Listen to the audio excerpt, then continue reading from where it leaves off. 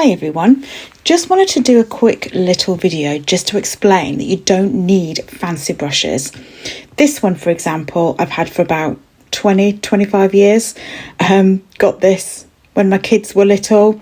It's a basic brush. It doesn't hold water very well, but if you just want to practice and get a feel of watercolour painting, then try it. It's more about the technique, and I'm using the same or similar technique in all 4 leaves that I'm going to show you, 4 different brushes. I'm literally just using the brush to create the shape of the leaf. You can get fancy brushes and pay loads of money for them. I'm not saying don't do that, because if you're anything like me, you're going to go and get them anyway. But I just wanted to explain it's more about the technique. This colour is Turquoise from Winsor & Newton. This brush was part of a pack. I think I got it from AliExpress. And it was part of a pack of 10 or 8 or something. Again, not very good at holding water, but I'm just using exactly the same technique as I've done in my 3 previous leaf videos. I'll link them so that you can go and watch them. But again, the same technique. They've all got bellies. A friend of mine said she didn't know brushes have bellies, but yes, they do. And it is a proper technical term.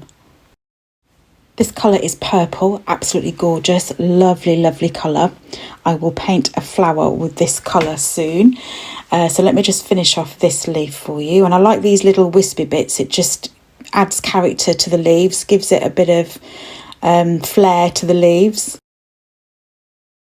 This one is a small Winsor & Newton brush. It's quite thin. This was a pack of 3. I just got this from Amazon.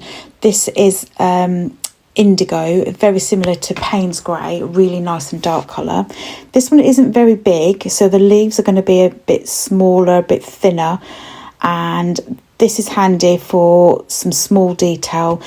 Again, it's the same problem because it's a synthetic brush. It doesn't hold loads of water, so it's good for details, good for small things, but not good for big fat leaves. Good for small thin leaves.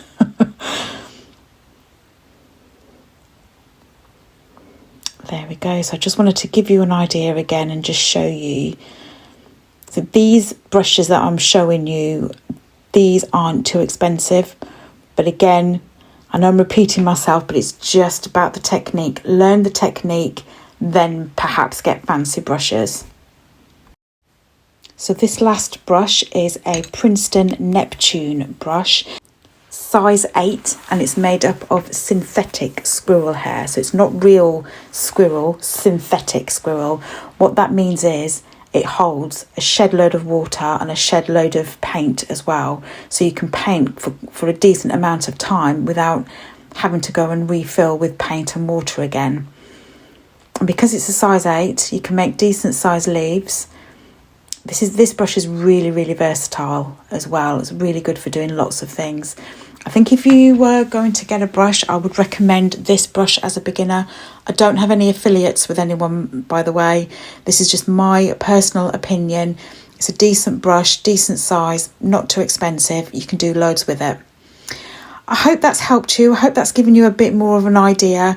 Oh, this colour is Cadmium Red from Winsor & Newton as well. Let me know what you think. Okay, see you later. Bye.